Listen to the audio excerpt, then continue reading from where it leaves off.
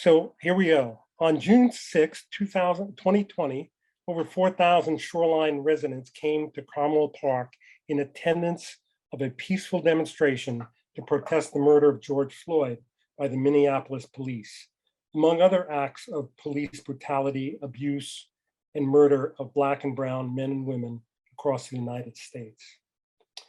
From that tremendous response, an intent formed among a few like-minded Shoreline residents to do more. We came together in pursuit of a goal to end racist violence in our community. And we strive to be an ongoing support in that anti-racism effort. We are United Shoreline Organized Against Racism.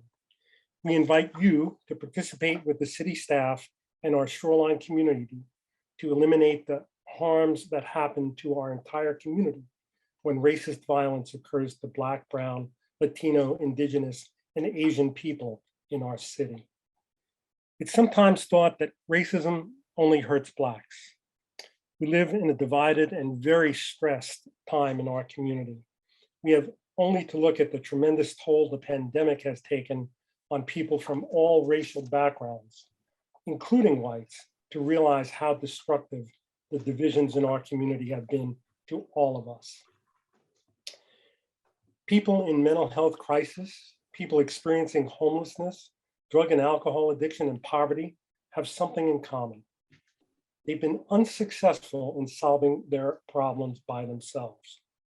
They're not criminals who will respond to punitive consequences of their bad choices so they get back on track. In fact, homelessness, mental illness, chemical addiction, and poverty are not crimes. Some people do commit crimes, and when they do, the police are called with the expectation that the threat of arrest and punishment will somehow deter that harmful behavior. It doesn't always work. Here's why.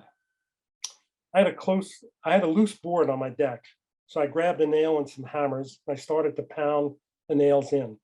They went in so far and stopped, weren't budging. So I got my 16-pound sledgehammer. It didn't go well. I decided I needed help, so I called a friend. Hey, I'm a guy. I ask for help when I need it. And then my friend said, why don't you drill a hole with a masonry bit? Sure enough, the bit went into the wood and then came into the cement wall underneath. Just looking at the surface, I didn't realize there was cement below the wood. Hammer and nails are a good way to fix a loose board.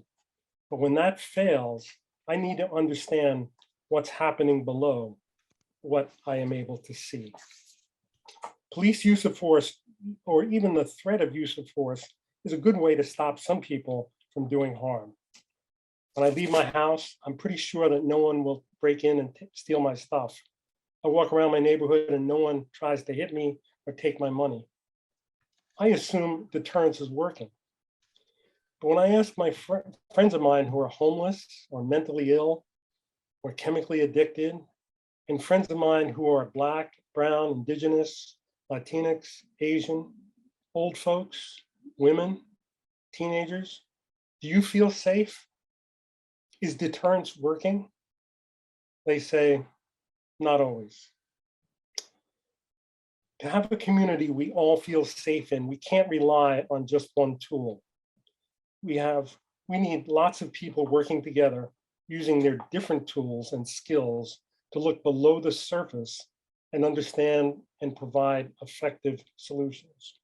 Among others, mental health professionals, social workers, counselors, and caseworkers are needed to solve these problems.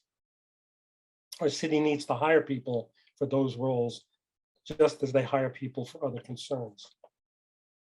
Long before a 911 call and a police or mental health team response is the often missed opportunity for a friend, a family member, neighbor, or coworker to say, do you want to go get a cup of coffee? You want to talk? I care about you. Is there something I can do to help?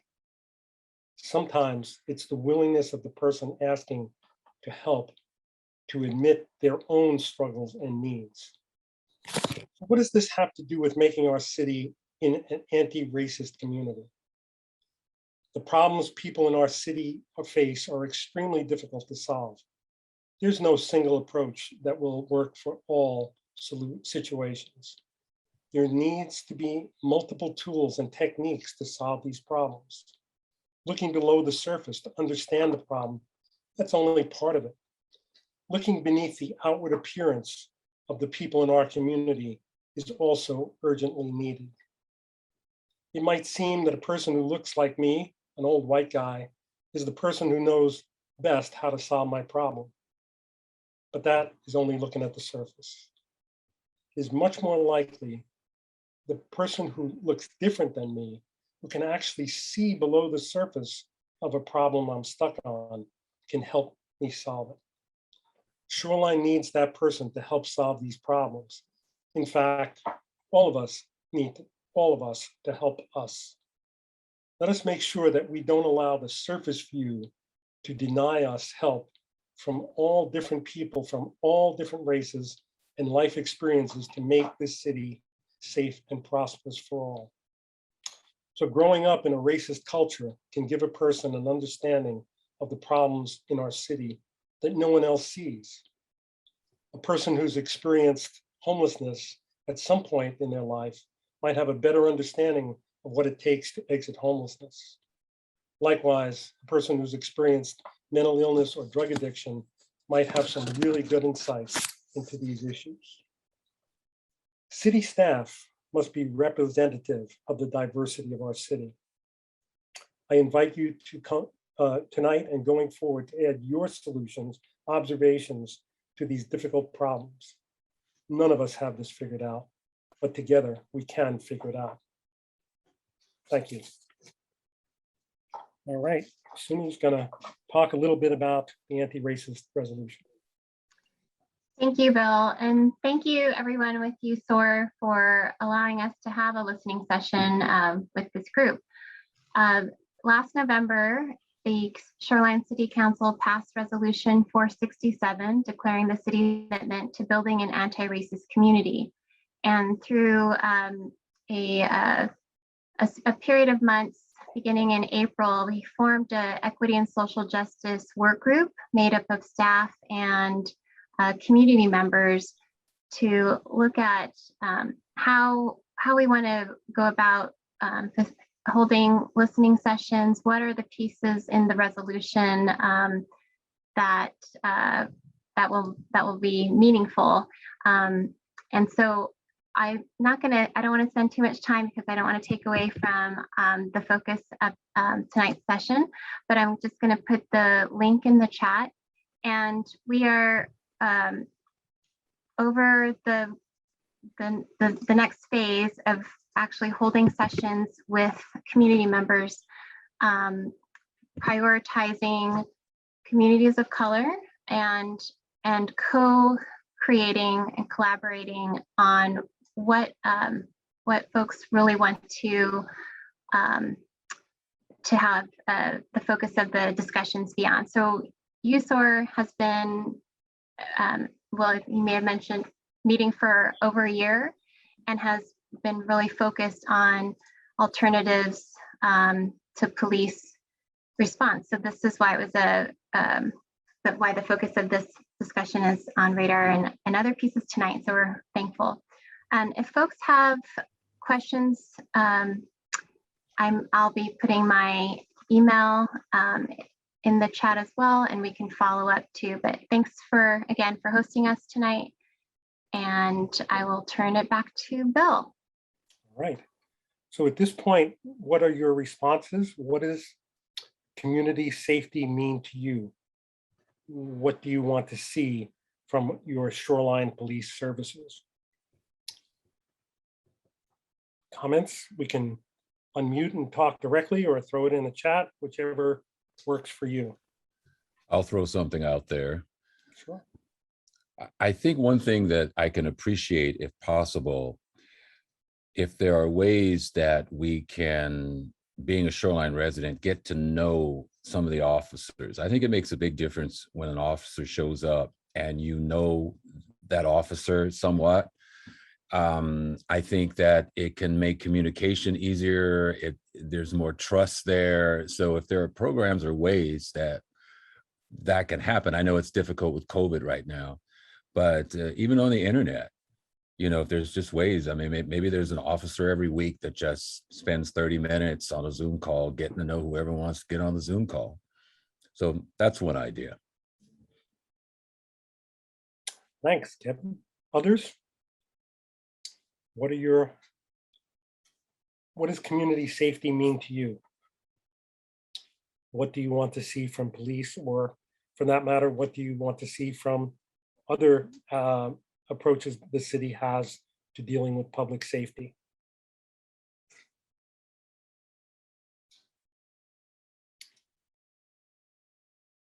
Any thoughts? But Bill, I'd offer, I'm Alan. I'm also on USOAR, full disclosure. One of the things that occurred to us in a number of our discussions over the last, 15 months or so, been a while, is to remember that the city of Shoreline is, in a way, is a business. It's providing services and being largely services. And among those services are creating an environment in which people can do all the legally prudent things to do without anxiety as much as possible. I mean, all of us carry a little anxiety in ourselves, I'm sure, but there needs to be a feeling of safety. And part of the police service is making sure that the police are connected with the citizens. And as an example where I think there was an opportunity to connect with the citizens that was missed was during the sign presence on, 155th and Meridian. The police drove by a number of times, but did not acknowledge or even look at the folks demonstrating there. The only time a peace officer did is when a state trooper stopped by and acknowledged them. These are, in my view, these are citizens trying to raise awareness and make a point, in my judgment, a very legitimate point. And I believe that our police officers are probably citizens and should respect that and acknowledge that. Whether they necessarily agree with it or not is another issue. But they should be encouraging citizenship and getting to know the citizens that are really trying to be good citizens. Because my brother, who's very active in politics in a different state, he said the jurisdictions are run by the people that show up. And I'd like to think that the police are showing up, not just in crisis circumstances, but in other circumstances. They are reinforcing people's pursuing responsible citizenship. So, and I think that raises the game a little bit for the city of Shoreline. The city of Shoreline is providing services. They need to know that the citizens need to know that that service is out there, and it's the citizens' expectations are being met. And I think getting back to Kevin's remark, it gets down in a lot of ways to personal relationships. I think we all know that to get things done in life, it takes relationships. And I think if the police can initiate something, I mean, we've met with Chief Ledford. He's surely affable and knowledgeable and seems open. And we'd like to see that kind of echo through the force, that police are not just automatons wandering around the city. They are actually human beings trying to do the right thing and have relationships with the citizens they serve. They're ambassadors from the city, frankly, and I'm sure the city wants those ambassadors to put their arms around the citizens and make them feel safe. So, thanks, Al. I'm going to pass a comment from somebody that I kind of know. That person is on the board, or is actually the president of the board of Camp United We Stand. And I have a long history of helping that camp in the early stages. One of the things that they said was that they were very appreciative of the police. I wasn't expecting to hear that, but I kind of understood what they said, that they have been able to operate with the support of the community, and they couldn't operate without the support of the community, providing meals, providing help with setting up a camp and bringing over things, and even providing some odd jobs and so on.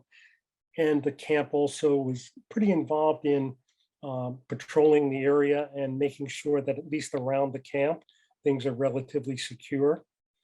And so that cooperative relationship, I think was very encouraging to hear about. The camp depends upon the police to let any new person be screened to see if they have any offenses or outstanding warrants or a sexual offender. And so the camp kind of relies on the police to help them all stay safe. So I pass that along as an example of the police and a certain part of the community working together. Homeless folks in an organized camp are definitely safer than somewhere on the street where nobody's looking out for them. If they close their eyes, anything bad can happen. So that has worked out very well for the camp, and they are slowly making progress out of homelessness. And that's why that camp is there. Not just to be a place to stay, but a place to get your stuff together, get to work and get home and know your stuff's okay, but then be able to go and say, I've now got enough money together that I can rent a place and get out of homelessness. So great appreciation for the role in that camp. Other comments? Sure, DJ. I belong to the Echo Lake Neighborhood Association, and we have had work parties to clean up the park, and we've had not potlucks, but we've provided dinner to the workers, and we've had food truck events, and we've had other things. And oftentimes we have invited the police, and the Shoreline Police has been very faithful about coming to, especially the work party with the dinner provided. And the kids love it, to be able to go right up to a policeman and talk, and I think that helps to build that connection. And people talk about concerns that they have in the neighborhood, and I've heard one of the policemen say, "Oh, we'll check that out." So it's just a couple times a year, but it's still a nice connection. Thank you. Thanks, Gidget. So I think at this point, it might be a good idea to hear from our police captain, Captain Ryan Abbott. Who's going to discuss some of the aspects of radar. Captain Abbott. Good evening. Thank you, Bill. Thank you, everybody, for having me here. I apologize. I was actually driving. I pulled over, of course, and I'm standing outside of my car now because I don't want to break the law. So let me go through these slides that we have and tell you a little bit about Shoreline Police. And of course, if you have questions at the end, I'm happy to answer them. But your Shoreline Police has 51 commissioned officers. 37 of them are patrol. So they're day-to-day police work. We even have a canine officer in Shoreline, which is great. And we, up until this year, have had a school resource officer. That officer is on hold. Right now, the school board has asked for it to be on hold. So we'll see what happens next year. We have 12 officers conducting, we call it the SET team, special emphasis team, and or community policing. So we have a lot of people out, and then we have one community resource officer. Her name's Dahlia. She's non-commissioned, but she does amazing work for us, and she's able to get out, really interact with the community and help us with a lot of things quite often. Next slide. All right, so a little bit about community building. And I really appreciate hearing everybody's insights, and good or bad, but it's great to hear what really works. Kevin had a great idea with, meet an officer, and coffee with a cop was one of my most favorite things to do. And with COVID, we haven't been able to do it. So we've been thinking of maybe we could do coffee with a cop online. So there's still options. We're still trying to figure it out, but I will work on that for sure. Some of the stuff we've done, and this is just a few, we have personal safety awareness response training. Detective Paula Keeland, who's actually in this photo kind of closest to us, not with the blonde hair, but with the brown hair. She does a lot of these different classes and puts things on, but Shop with a Cop is another one. We do that around Christmas time, around December, and we go shopping with maybe people that are a little less fortunate, that don't have the money to spend, and we give them $50 to go shop with, and it's a great time. I've done it every year for, gosh, going on 13 years now. Nurturing Trust Workshop series. We've had a coat drive where we collected, thanks to everybody in the city, oh gosh, probably hundreds of coats. And we were able to, when we would be out talking to people, maybe it was somebody that didn't have a house, or somebody that we just contacted that needed a coat, we'd be able to, we had them all bagged, all you put them in different bags, different sizes, and we were able to hand them away to everybody. It was great. It was a really good drive that we had. Helmet giveaway, stuffed animals. All of my officers carry stuffed animals in their cars. And when we go to a call and we have to interact, or, you know, sometimes it's really hard and you have to interact with parents that maybe aren't doing the right thing. And the last thing we want to do is something in front of a child, but we're able to provide them that stuffed animal to kind of change their day. Or maybe we'll just see a child walking around outside. And I have a ton of stickers. We hand out stickers, but also stuffed animals for kids. And then bike registration. We're able to offer that as well to help register their bikes. Next slide. All right. So a little relevant data. If I didn't tell you, my 2-year-old's in the car, so hold on just a second. Something's going wrong.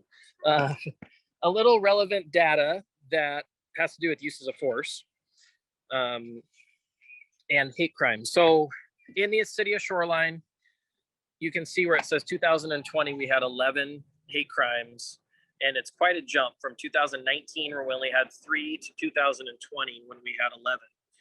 A little bit about the hate crimes. We obviously take any and all criminal matters very seriously, but hate crimes are very sensitive, and we really do a lot of extra work to make sure that our victims are taken care of and that we're there to help them. We're offering them other services as well. Some of those hate crimes, I would say a good portion of them, the majority of them, had to do with graffiti that was tagged on different walls that had negative words or just words that were taken as hate from different people. And so we take all those reports, and that's why the number is a little bit higher. We did have one actual hate crime where we made an arrest on, and that's still going through the courts right now. So that's something else that we're working on. Uses of force, 2020, you can see 15 incidents. 2019, there's 18 incidents. We've had, gosh, you'd have to look at the total number of calls, but it's an extremely low number for our uses of force. I think over a 5-year period, the thousands of calls we've been to, we've had just about 70 uses of force in 5 years, which is an extremely low number. And all 70 of those have been reported by the deputies or by the officers. They have to report to supervisor that they were involved in force. And out of those 70, 14 people alleged of excessive force. And so those are all investigated. Additional investigation work is done on each one of those cases as well. But there's one of those that's still under investigation. So the investigations take a long time to go through, but we take every single complaint, we take them very seriously, and it's something we go through with a fine-tooth comb. And then at the end, we provide that information to people if they want it. Complaints against officers, you can see towards the bottom. In 2020, we had 31 complaints. And we take a complaint from anybody. You don't have to be the person that had felt like you had something wrongdoing done to you. We take third-party complaints. We take anonymous complaints. We investigate all complaints. So you can see there, out of 1,000 calls for service, about 2.07 end up being a complaint. In 2019, we had 44 complaints against officers. So again, those are just additional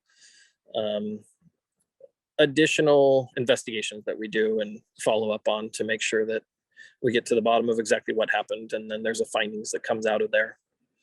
On the right is a use of force. It's our kind of a table. Oops. accidentally went off the table. But if you look on the left, it shows ages of people that reported uses of force or that we reported use of force on. And it also goes into their race. It says white, black, Hispanic, Asian, and American Indian.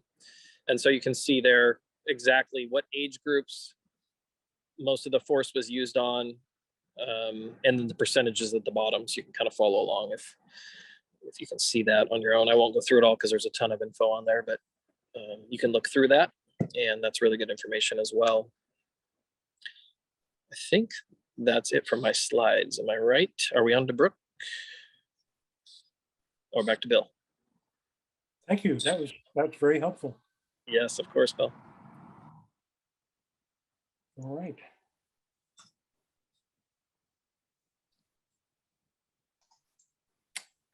We have any questions, any comments on this part? Any? Okay. I had a question. I don't know if this is particularly relevant to this, but one point, USOAR asked for all of the 911 calls and all of the on-view calls in, I think, a 9-month period. And we started to do some analysis. And the just observation was that most of the time there was an indication of no hazard. So what does that mean? So that's sorry, go ahead, Bill. Okay, I was just going to say, does that mean that if the officer who responded did not have a gun, that it wouldn't have made any difference? No, so what the hazard code is, we have every call we go to, we have to clear the calls appropriately. So we have a sheet with probably 50 different numbers on them. So if it's a area check, we clear it with a specific number. The very last, so it's, for instance, an area check would be a 550. But the very end is the hazard code. So you only put a hazard code in there if it's assault on an officer, a domestic violence situation, a hate crime. So there's only 9 hazard codes. The majority of our calls we go to, we thankfully don't have to use hazard codes. I would say one of the ones that we use the most is domestic violence, but most of the time we don't have to type a hazard code. And the only reason we put that in there is for tracking purposes, and it gets reported back to the FBI. Okay. So does that mean that a person without a gun would have been as safe as a person with a gun in that particular situation? It doesn't really have to do with safety. It has to do with, so if we went to an armed robbery, we'd clear the call after the fact. When the 911 call comes in, they just type in the information. So they don't do any of the, it's answered by a civilian. They type in the information that gets sent to an officer through a dispatcher. The clearing code doesn't come till the very end when we're ready to clear the call. We've typed up the report. Then we would fill out the hazard code. So in the very beginning, the hazard codes is kind of not even a thing. It's not till the very end of the call. So we treat all the calls, just depends. I mean, you go to, it could be an area check, could be just somebody calls because they think somebody might be breaking their mailbox, and it could be nothing, or it could be something. It just really depends. Okay, that's helpful. Thanks. Thanks, Bill. Any other questions? Yeah, it's just monitoring some of the comments in the chat. And I was wondering, Christina, if you wouldn't mind pulling up the relevant data again. There was noticing the disproportionate use of force, or if you look at the demographic data, so the numbers for Black, the third line from the bottom, shoreline use of force, 27% versus the 6% of the population. And then also for American Indian, Native Alaskan, and I think that the full category, 0.7% versus the use of force, 3%. So seeing a disproportionate use there. Mm-hmm. So,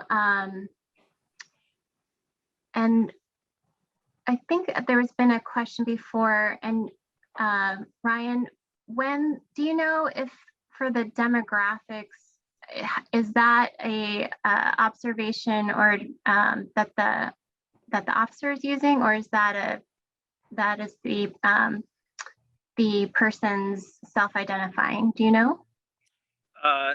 No, the actual, I have all the data. There's a bunch of it. It's on my desk, which I'm happy to provide to everybody. I can send it to you soon. You can send it out. I just have to scan it. The majority of the uses of force were people that didn't actually live in the city of Shoreline, because we have such a large population of people coming and going, especially with Aurora. So the majority of our uses of force, and I can't remember the number off the top of my head, so I don't want to misquote, but I will provide that information. I'm happy to get it to you tomorrow when I'm in the office, and I'll send it to you. But the majority of the uses of force were on people that didn't actually live in the city of Shoreline. Oh, right. I was just wondering, do you know if this is sort of the officer making the identifying category, or is the demographic data from the person themselves? From their driver's license. From their driver's license. Or Okay. ID card, yeah. Great, thank you. Mhm. All right, well, why don't we move along to, and thank you for offering to send that information. I think there's a lot to discuss with that. Why don't we move along to Can I Brooke? ask a question? Oh, sure. This is my first meeting, so it may have been covered previously, but what is the breakdown of people of color versus white officers? What percentages in the city of Shoreline? Who's represented? Are all the different people, the different categories of cultural or race represented in the Shoreline Police Force? I'm not sure if we have that readily available. I know it can be requested. I don't know it off the top of my head, but I can research that for you for sure. Is there any kind of precedent or goal on the part of hiring new officers to try and give priority to having the police force be more representative of the real population of Shoreline? Yeah, so we all work for the King County Sheriff's Office, and we contract with the city of Shoreline. Okay. And the city of Shoreline is an area that a lot of deputies really want to work for. And part of Sheriff Joe Hanknick's, part of her goal was to make sure that we hire people to represent our community, that live in our community. And so that's always been a big hiring push for us for the Sheriff's Office. We are having a really hard time right now hiring deputies and officers, but that is always something we really focus on. And we want people that live in our communities to come work for us so that they can work back in the areas that they're familiar with. So yes, that's always been a big push for us. We will continue to make it a big push. And our numbers have actually gone up quite a bit over the years, and it's looking a lot better. Thanks. Great question. So at this point, can we hear from Brooke talking about the radar program?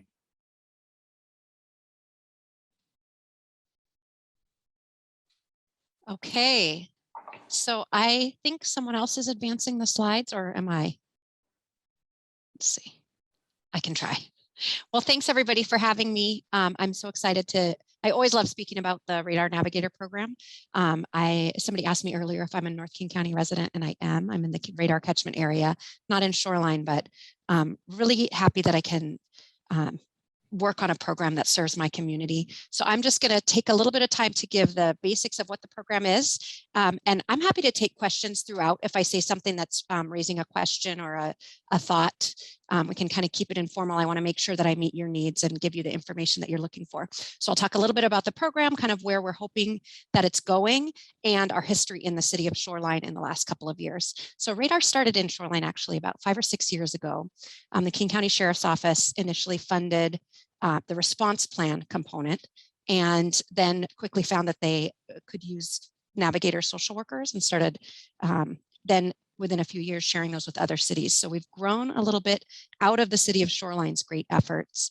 The program has two primary components. The first is what we call response plans, and that's a way of sharing information between the MHPs and the deputies or officers related to folks that have a potential elevated risk of use of force because of a behavioral health condition, and sharing information about how to best approach that person so that we reduce the risk of use of force. So to put that in more clear terms, we only have a handful in each city of folks that have history of contact with law enforcement where the way that they behave in the contact or the way that their behavioral health condition or developmental disability shows up puts them at elevated risk. And the example that I like to use is a man that was had a developmental disability and lived in a group home in the city of Shoreline. And he was very large of stature and would approach the deputies very quickly, like to give them a hug, but it was experienced as a threatening behavior. But each deputy then was able to go into the situation knowing that this young man was attempting to give them a hug, and then it immediately was able to kind of de-escalate that response that a deputy might have. And then the response plan also includes information about how to best approach. So that might be things like speaking clearly and directly, or speaking quietly, or it might be something like talk about motorcycles or offer to let them turn on the siren, that kind of thing, that helps someone engage. So that's the first portion of the program, the information sharing component. And then the second is more in my wheelhouse, which is the mental health professional navigators. And at this time, we have all contracted mental health professional navigators who do both crisis response. So when a call comes in progress where there's a clear behavioral health component, they can respond. And that's about 20-25% of their time right now. And then they also do follow-up. And when a navigator is not on duty and an officer encounters someone in the field where there's a behavioral health condition or a developmental disability or even a social service need that's driving the crisis, kind of the reason behind the 911 call, they will send it over to one of the navigators, and then we follow up. We reach out to that person, either visit in person or by phone.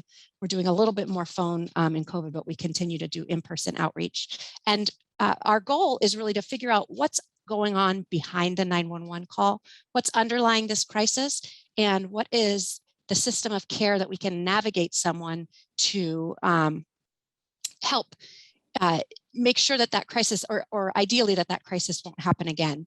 And I see a question popping up about substance use, and thank you so much for asking that, because when I say behavioral health, I mean both mental health and substance use disorders. So it's kind of a catch-all term for both substance use and mental health conditions. So that's a really good question. Thank you. So again, the two primary components, information sharing, and then the work with the social worker navigators. And our goal is really just short-term intervention, moving someone into the system of care so that their needs are met before they fall into crisis. Let's see if I can advance it here. Oh, thank you. Yeah, so I have a little. Thank you.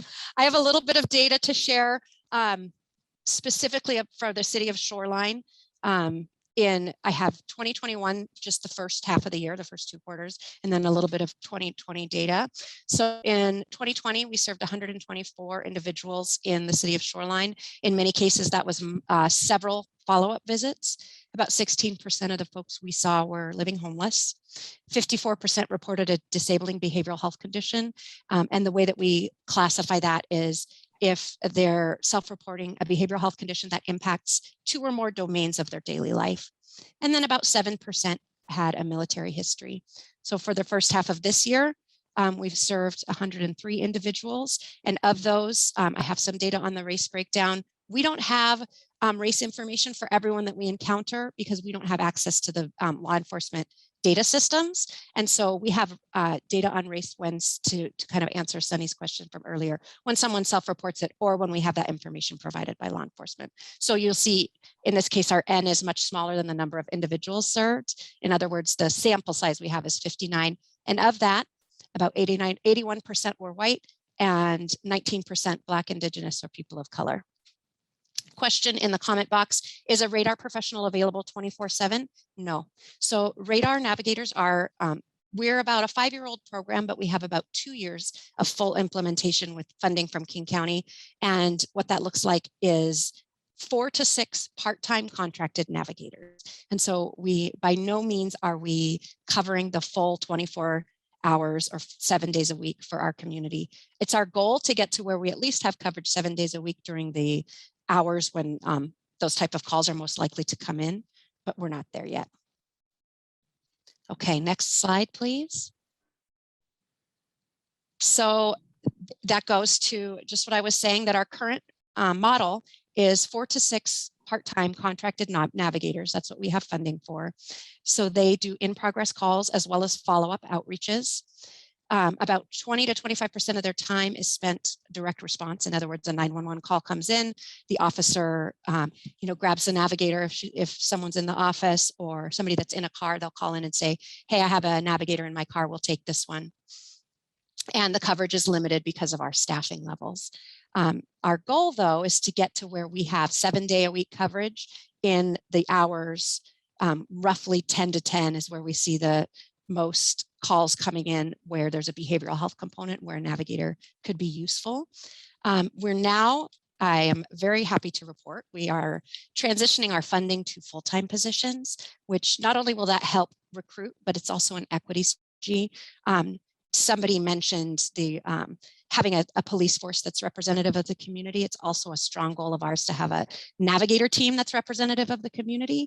And in the social services world, unless you offer a full-time position with benefits, you tend to get that classic white lady social worker who has the ability to do a contracted position because there are other institutional supports in place that allow her to, take which is kind of what our workforce looks like right now, that already have a full-time job or have benefits through a partner and are able to take these unbenefited part-time positions. So we're really excited to move to full-time navigator positions with a good wage for recruitment and as an equity strategy. That'll allow us to expand coverage and again, prioritize what we call high volume hours. Okay, next slide. I want to talk a little bit about kind of what the future looks like for Washington and how we'll fit into that, and then a critical need that we have in North King County and in the city of Shoreline. Many of you may have heard of something called the 988 legislation. And the idea is that a 3-digit number, kind of like 911, is available to the community and has a sort of a dispatch center that can send out the appropriate response to someone that's in behavioral health crisis or has a social service need. As that infrastructure gets built in Washington, we will be kind of one of the responses that's available to the 988 dispatchers. Part of a robust crisis response system is having somewhere that people can go that's not jail, right? And ideally not the hospital unless that's necessary. And that's something that is really lacking in King County right now. There are just 17 crisis beds and they exist in South Seattle. So they're less accessible to folks up here in North King County. So something that's hampering our work is the lack of a crisis triage facility in North King County. There are many times when one of our navigators encounters someone in the field that can't stay in the situation that they're in for whatever reason. And the two tools that we have in our toolbox are jail and the emergency department. And those aren't great at a better outcome for folks. And so what we hope is that as our crisis system develops and becomes the safety net that it's supposed to be, that's what reduces the need for 911, reduces the need for a law enforcement response when people come into behavioral health crisis. And I think that's all my slides. But I had planned to talk a little bit and got a request to talk about a community advisory board. Another equity strategy that we have is to start listening very intentionally to folks that are served or may potentially be served by this program.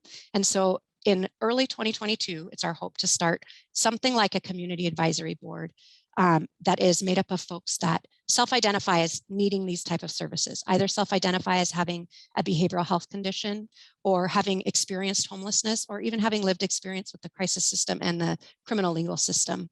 And so that recruitment is about to start and will be going through the end of the year.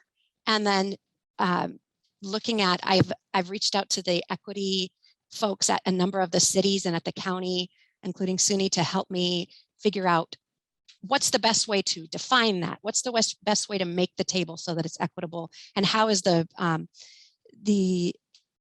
how are we going to be most effective at pulling voices of lived experience and translating them into good policy and a good intervention?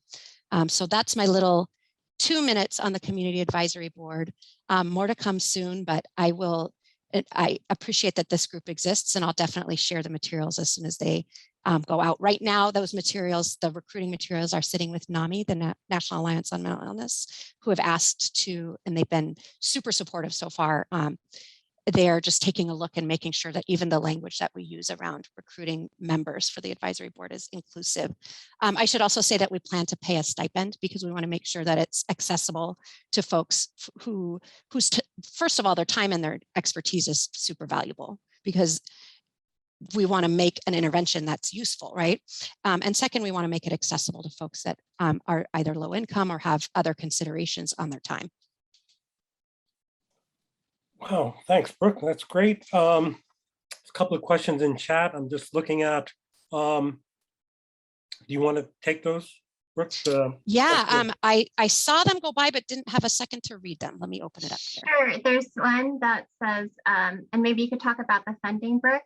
How can we divert funds from the police department to radar so we can get more navigators on staff? And then the second question was, how many navigator requests have not been met? Okay, so I'll talk about the funding model we have right now. We are funded by King County Mental Illness Drug Dependency Levy and through the Washington Association of Sheriffs and Police Chiefs. I think that it is incumbent upon all of the radar communities, and radar serves 5 cities: Shoreline, Lake Forest Park, Kirkland, Bothell, and Kenmore, to think about how they want to pay for this service. Right now, none of the cities are actually paying at all. It's all coming through county dollars and state dollars. So it's a great perk and benefit that these cities are enjoying. But I'm seeing the Shoreline City Council on Monday and the other cities are all talking about how valuable they see this work as and how they want to reflect that in their budgets. So I'm excited for that. And I think as you kind of follow the budgeting process in the next year, that's where you'll see ideally some money going to radar so that we can increase our staffing in Shoreline. How many navigator requests have not been met? We have not had any unmet navigator requests. And I think that is because the more navigators I have on duty, the more requests I get.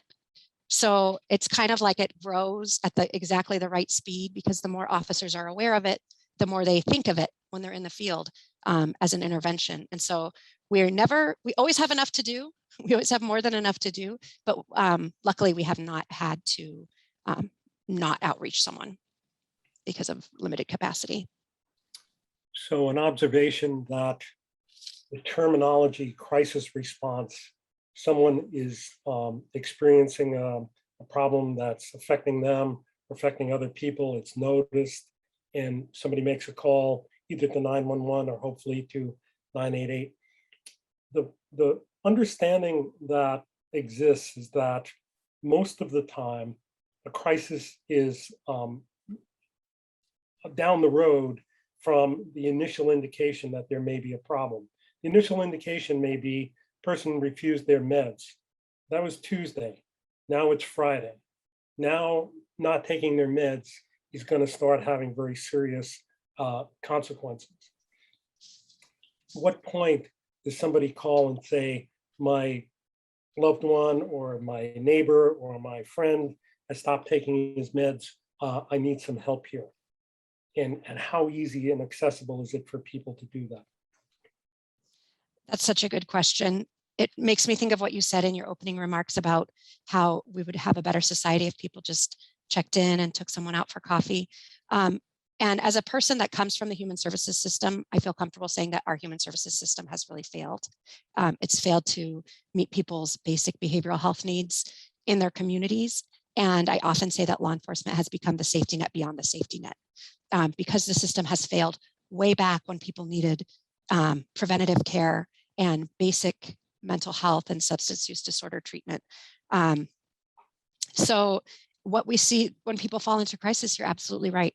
That could have been prevented most of the time by adequate community-based behavioral health care and strong communities that are coming together to support and uplift one another. So I don't have, that's not an answer, just I see it too. And I wish our system did better by people and I know law enforcement officers feel the same way. They want people to be healthy and happy and not have to be, the person that comes in when someone hasn't taken their medication since Tuesday. To that point, I was able to take both first aid mental health for adults and first aid mental health for youth. Yeah, I love that. Both of those programs extremely helpful in early intervention, recognizing something's wrong and needs to be talked about. I don't think I ever ended up calling 911 in any of the situations that I found myself in. Not because I'm so clever, but because at the early stage, a little conversation, a little cup of coffee, taking time to listen, probably overcomes whatever was harming that person at the time. I believe that the city and the county have funded a certain amount of that type of work, first aid mental health. I would encourage city funding for anybody who wants that type of training because it is so helpful. Take a day, if you end up learning that, when a person is talking about things that look like they might be suicidal, asking them, do they have a plan? Asking them what's going on is not a harm, it's actually a help. All that stuff that might not be obvious to somebody, but actually is life-saving. So I think we need some more funding for that. This city, Shoreline, passed way back, invited Robert Anda, who developed the concept of adverse childhood experience and childhood traumas impact on adult health. Came to Shoreline and talked to primarily social workers. I don't know how many from the and teachers and counselors, but I don't know how many from the police department came. But I would say that understanding of adverse childhood experiences and the impact on adults is probably crucial to having a better understanding of what's going on. I'm encouraged by the radar program and its ability to help police get a better response, but they're still talking about a response in a crisis situation.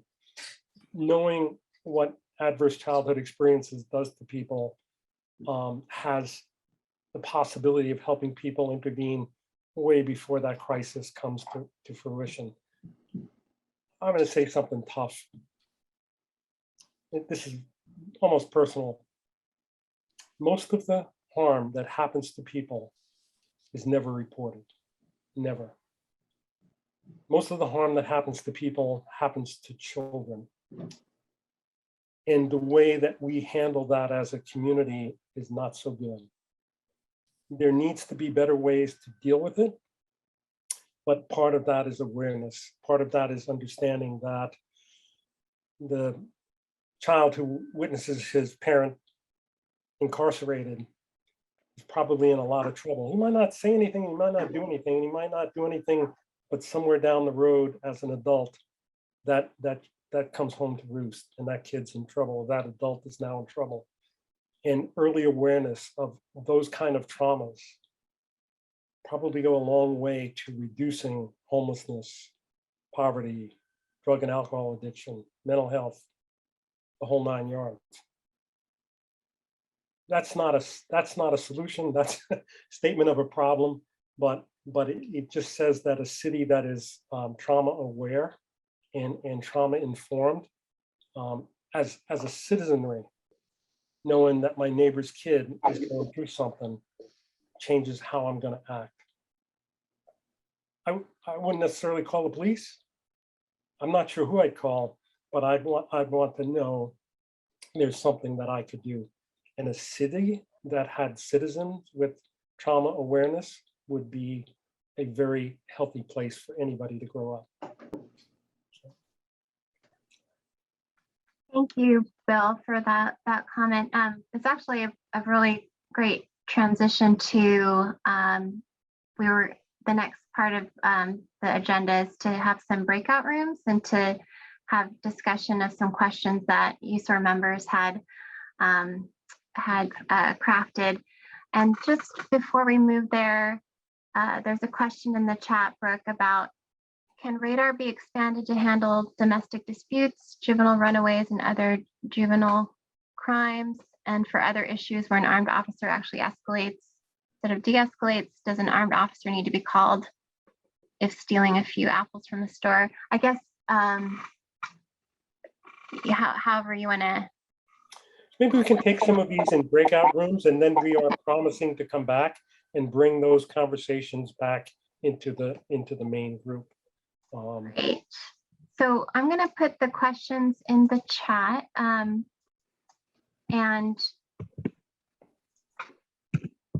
I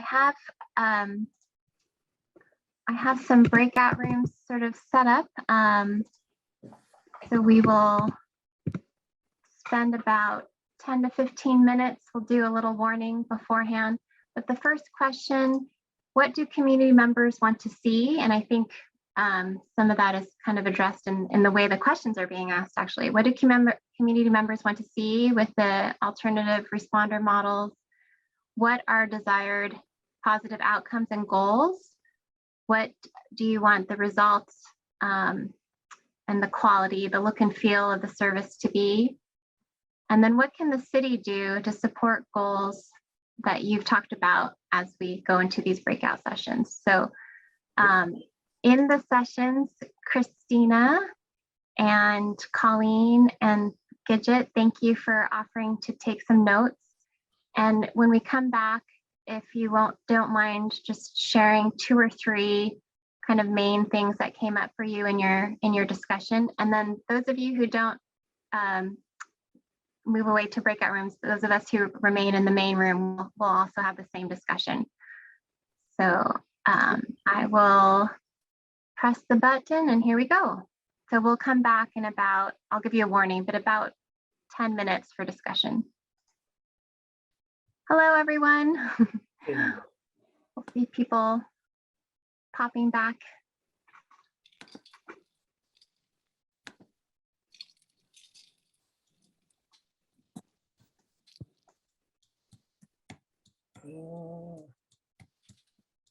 Let's see Kevin up here. Here we go. Oh, there they come. There we go.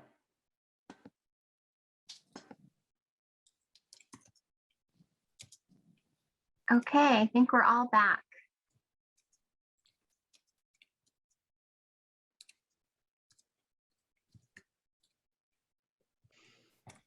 Great. Hey, welcome everyone back. I hope that discussion was helpful. We'd like to hear now from each of the 3 breakout rooms. What did you discuss? What observations did you have? Let's start with room 1. I think Christina, you were going to take some notes there. Yes, I'm still trying to scribble them all here, but so in our breakout room, we had a great discussion about, these questions. The first kind of thing that we came up with was that, having someone else respond to these types of calls, either the paramedics or others, mental health providers and things like that, and that they can do it with or without the police. It doesn't always have to be that police are there, but that we do have these alternative responders to be coming to the scene. 2, probably the major part of our discussion was hiring people that look like the community, both in the police and in the alternative responder, model, whether it's a mental health professional or not. Really the idea that, someone who looks like the person who's in the crisis, can be there and, have a better sense of what that person may be going through. And then 3rd was that we do need a change in culture, and it's not just a change in culture in the police departments, that are in our community, but also it's in the community itself. the community itself needs to be aware and understand that it's not always the police that's the best to call. Thanks. That's Yeah. great. Okay, our next breakout room, I believe Gidget was taking some notes. What did you discuss? Yeah.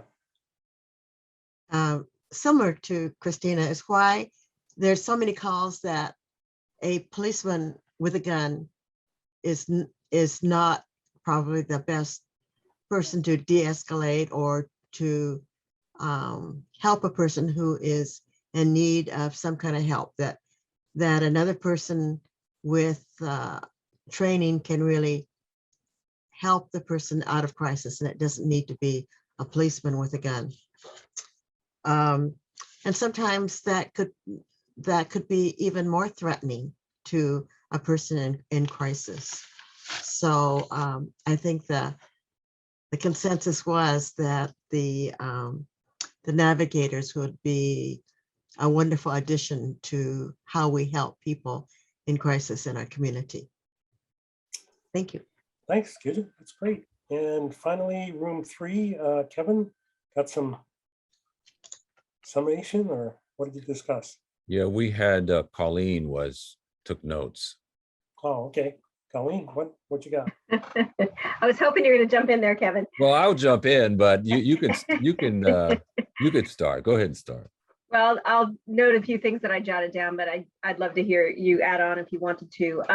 In terms of what people wanted to see, folks mentioned definitely some on the alternative response models, a need for accountability, an interest in ensuring that responses to folks are in fact equitable.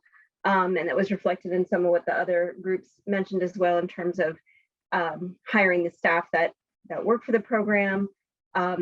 In terms of an outcome, one of the comments was an actual reduction in use of force. We'd like to, the purpose of doing this would be to see that really actually impacted.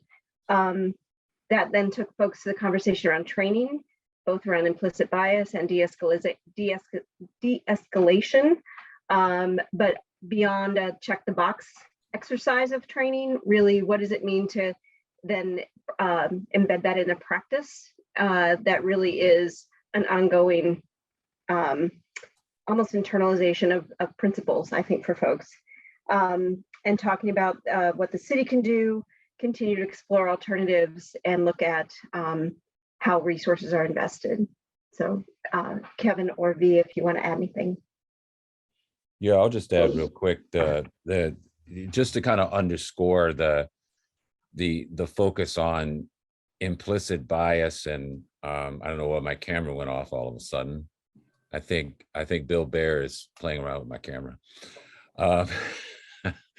I kind of made the analogy that sometimes when it comes to training, whether it be de-escalation or implicit bias, there's kind of this check the box kind of thing. And it's got to be an ongoing, ever evolving kind of thing with training, because you're always learning something.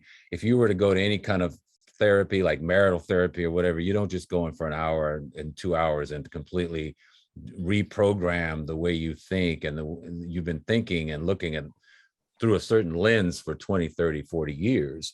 So it's got to be ongoing. And I just wanted to add that I think it's very important to always have the input and the connection with the community at large, so that when this will inform the training, this will, whether it's good, bad, that has to always be there. And we had talked about keep giving more money to it, because Betsy had said that she came away from the council meeting, I guess it was, feeling very positive, and that the officers had a very positive response to this. And I think that they appreciate and will appreciate being able to focus on the calls that they really need to focus on. And if they can get qualified professional assistance, I think that that's a win-win for everybody. Thanks, Kevin. Over to you, V, Beck. Okay, V, do you have some? I'd like to add that that if people are interested in hearing more, I understand Brooke gave a wonderful presentation to the City Council on Monday, and that you could go back and hear that recording. also put a plug. We have a new, very basic website that includes some stories that talk about what it really looks like in the community. And it's just radarnavigatorprogram.org. Great. Betsy, you had a comment. Betsy? You know, I was using the emojis to give a thumbs up and certainly thank my fellow small group members for the discussion and double down on the great presentation we had on Monday night. Yes, very good. All right, B, did you want to add to this? I think they covered it. Okay, great. All right.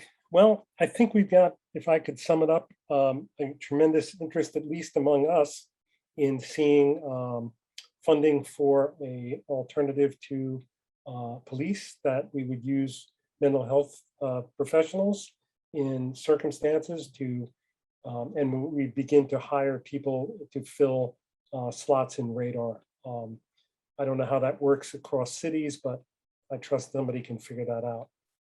But it seems like there's a lot of support. I guess my question at some point is, how does the people who are not here tonight think about this? It's something that we need to bring some more people into conversations. Maybe this is something we can do just by asking people we know to, hey, let's sit down and have coffee and talk about it. I think we all learned something tonight. I think that there's more to learn, but definitely I feel prepared to go into conversations with my neighbors and people I know and say, what do you think of this model? What do you see as the good or the bad, or how could it be done? I'm very encouraged to see the city asking the community for input. I think that's always indication of what does it really take to solve a problem. You really have to ask all the people involved, and we're doing that. So we're on the right track. So I would thank everyone who's been here. If there's any last thoughts or questions, otherwise, my thought is that we would continue to keep talking about this. Suni? Kevin has his hand up. I had my hand up, Bill. You're trying to ignore me. Bill always tries to ignore me. Oh no. There you are. I just wanted to add that in terms of getting more people from the community to provide input, I think if we could also look for people who maybe have had experience with this type of issue, where maybe they have a relative, their kid or the spouse or whatever, maybe has a mental health diagnosis, because sometimes the people are easier to get, the ones that have kind of a direct relation to the issue. So I think if we could even ask around and just say, hey, if this is a concern, there might be some people that have like autistic kids or something, because there's been some tragedies that have occurred because, a law enforcement officer unfortunately mistook, like you mentioned earlier about the hug thing, I think the officer said, or somebody said something about could be misinterpreted. So maybe we could even look for those people who could really provide some insight. Thanks, Kevin. Yeah. Christina, I wanted to add to the list that Kevin started of people to ask, as maybe is it possible that the people living at the new homeless center on Aurora, what is it, at 162nd? the Oaks, yeah. They probably would have quite a bit of relevant experience to share. And then what about teachers? Especially in the junior high and high schools, what are they hearing their kids saying? I found out a lot of information from the school nurses when I volunteered in the schools here in Shoreline. They know an incredible amount of stuff. Whether that there's a way they could share without breaking confidentiality, I don't know. Just some other ideas. That is a tough problem. So I noticed Christina and then Alan. Yes, thanks, Bill. So just to add on to what Gidget was saying about last Monday, we had a great presentation. This coming Monday at City Council, there's a lot that has been going on with police reform, not just in and around Shoreline, these discussions, but also throughout the state. So council is going to be hearing a presentation on how the 2021 legislative session actually is impacting policing here in Shoreline.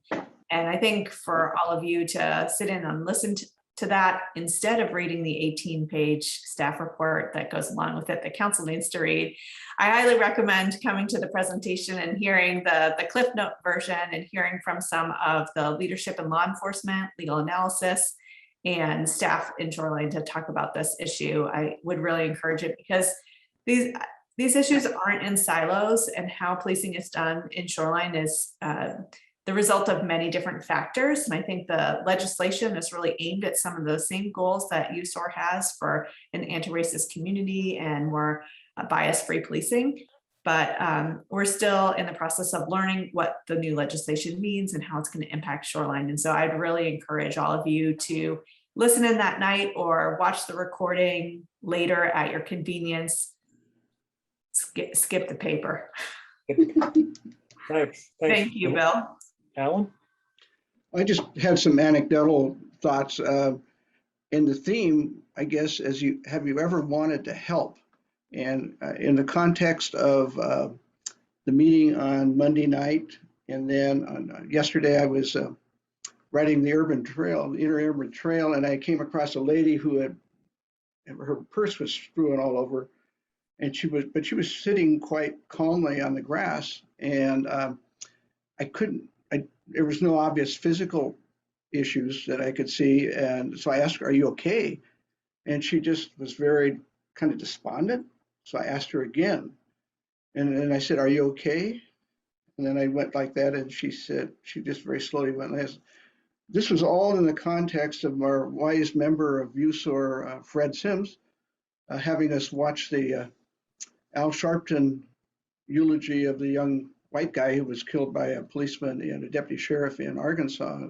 So I'm bearing the burden of the Good Samaritan when I'm sitting there and trying to figure out what to do. And then it occurred to me as the theme for this, and this, I guess this is a toss-it at Brook, is have you ever wanted to help and not really knowing how to help? Because my immediate thought was to see if there was a deputy sheriff of Shoreline Police in the area. I didn't see one.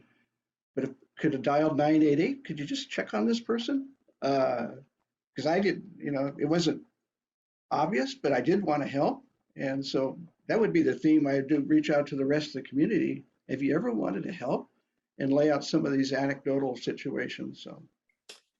Thanks, Alan. There was a discussion while you guys were in the breakout rooms about the potential for a citizen advisory to the radar program, and bringing in also people who have been peer support for people with mental health issues. That concept has tremendous potential for equipping all of us. Hey, now I know what to do. Now I've actually had that experience. I feel a little more comfortable with engaging with somebody who looks like they need help, but we're not ready for a 911 call. So thanks. Well, my neighborhood is Richmond Beach, and I have a lot of acquaintances in Nina Sarden. And if you know kind of the demographics of Shoreline, there are lots of people that really don't obviously need help in those two neighborhoods, but there are lots of people that really want to help. And if we can give them an avenue, a way to help that more or less like I ran into on the interurban trail, I think that would be a great way to reach out to the community and give the community a chance to start participating. So just want to mention that. All right, I think we'll sum it up at that. I have a last comment. It's just a thing to think about. I heard my pastor say, self-sufficiency is the enemy of community. Dependency creates community. When I need something, I just get it myself. And if I don't get it myself, it's not going to happen. But I'm learning to ask for help. And if you want to see a community that people help each other, I guess it starts with you and I saying, hey, could you help me here? And we started doing that in our neighborhood, and it's having tremendous impact. And it's just minor stuff. It's like, hey, I'm struggling to, well, I had an accident, and I needed some help to get somebody up.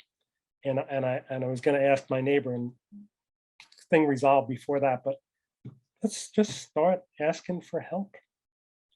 It's a very powerful way of creating a sense that we're all together. On that thought, thank everybody. Thank you all. Thanks to city staff. We ain't done. We're going to come back. We're going to keep working on this until we see some real progress. Thanks. Appreciate the whole city doing this. Yes, good. We're on the right track. Thank you. All right. Thanks, night. everybody. Thank Yep. Good night. Good night. Good night. Thank you.